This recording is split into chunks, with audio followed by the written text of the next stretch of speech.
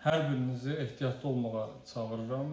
Bildiyiniz kimi artıq hər kəsin əlinin altında ChatGPT var və hər kəs özünü alim hesab edir. Nə desəm, bir dəqiqə gözlə, bir saniyənin içində yazım, ChatGPT-dən soruşum. Birincisi, ChatGPT-nin verdiyi bütün məlumatlar doğru deyil. Xüsusilə də bu tibb və hüquq sahəsində olarsa, yəni biraz ehtiyatlı olmaq lazımdır orada verilən məlumatlarla.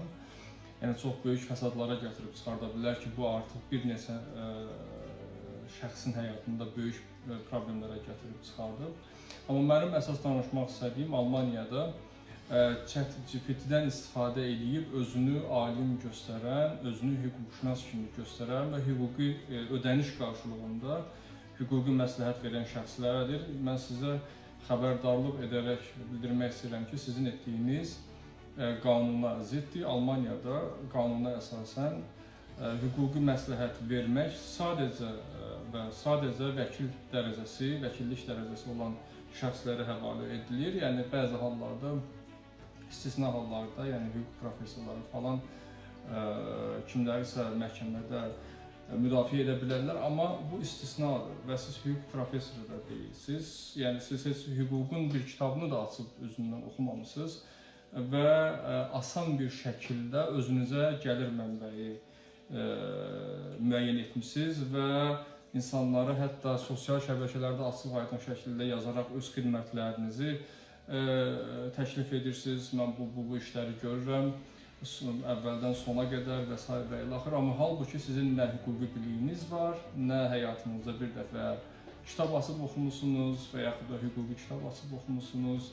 Yəni, belə deyək ki, necə ki, narkomanlar tez bir zamanda və yaxud da qara işlərlə məşğul, tez bir zamanda varlanmaq istəyən insanlar var və siz də onlardan birisiniz. Yəni, ChatGPT-dən istifadə edib tez bir zamanda öz yaşayış səviyyənizi artırmaq niyyətindəsiniz.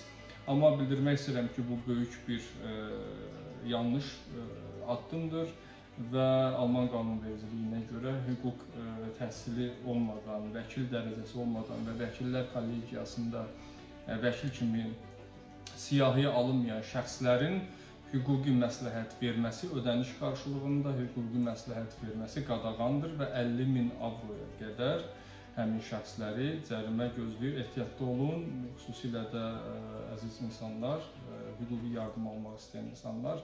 Yəni, müraciət etdiyiniz şəxslərin vəkillik dərəcəsinin olmasını bildikdən sonra onlara ödəniş edin. Hər birinizə uğurlar və ehtiyatlı olmaq ümidi ilə sağ olun.